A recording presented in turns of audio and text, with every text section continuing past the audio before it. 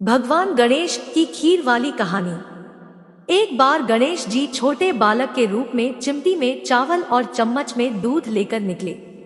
वो हर किसी से कह रहे थे कि कोई मेरी खीर बना दो, कोई मेरी खीर बना दो। वहां पर एक बुढ़िया माई बैठी थी। उसने कहा, ला मैं बना देती हूँ। वह छोटा सा बर्तन चढ़ाने लगी तो गणेश जी ने कहा कि दादी माँ, छोटी सी भगोनी मत चढ़ाओ, तुम्हारे घर में जो सबसे बड़ा बर्तन हो वही चढ़ाओ। बुढ़िया माई ने गणेश जी का मन रखने के लिए बड़ा बर्तन चढ़ा दिया। वह देखती रह गई कि वह जो थोड़े से चावल उस बड़े बर्तन में डाले थे वह तो पूरा भर गया है। गणेश जी ने कहा, दादी माँ, मैं नहा धोकर आता हूँ। जब खीर तैयार हो गई तो बुढ़िया माई के पोते पोती खीर खाने के लिए रोने लगे। बुढ़िया ने कहा, गणेश जी महाराज तेरे भोग लगना कहकर चूल्हे में थोड़ी सी खीर डाली और कटोरी भर भरकर बच्चों को दे दी।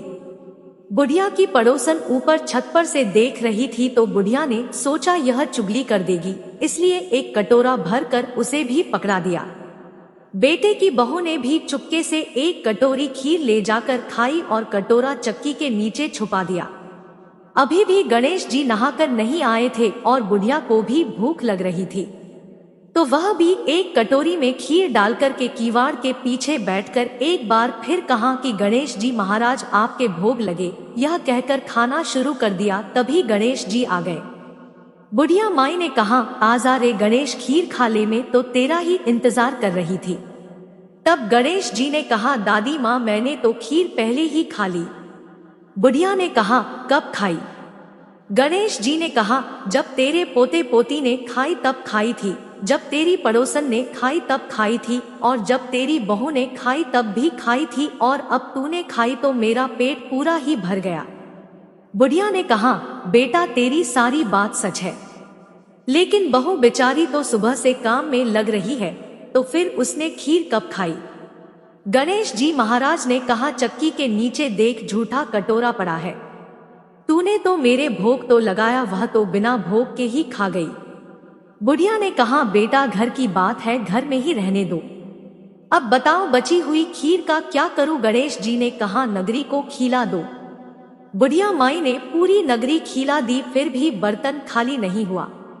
जब राजा को यह बात पता चली तो राजा ने बुढ़िया को बुलाया और कहा, क्यों री बुढ़िया, ऐसा बर्तन तेरे घर पर कहां से आया? ऐसा बर्तन तो राजमहल में होना चाहिए।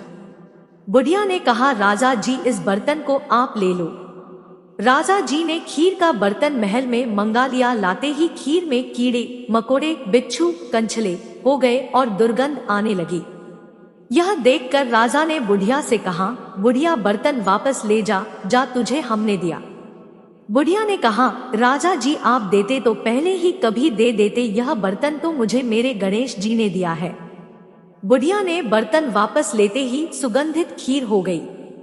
घर आकर बुढ़िया ने गणेश जी से कहा, बची हुई खीर का क्या करें? गणेश जी ने कहा, बची हुई खीर को झोपड़ी के कोने में खड़ा खोदकर गाड़ दो। उसी जगह सुबह उठकर वापस खोदेगी तो धन के 2 चरे मिलेंगे। ऐसा कहकर गणेश जी अंतर ध्यान हो गए। जाते समय झोपड़ी के लात मारते हुए गए तो झोपड़ी की जगह पर महल हो गया।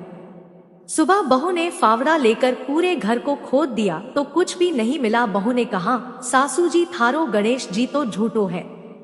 सास ने कहा, बहू मारो गणेश झूठो तो नहीं है, ला मैं देखूं।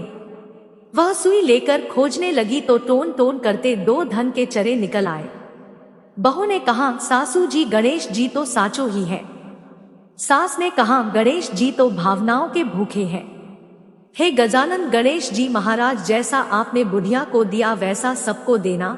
विनायक जी की कहानी कहने वाले, हुंकार भरने वाले और आसपास के सभी सुनने वाले सबको देना।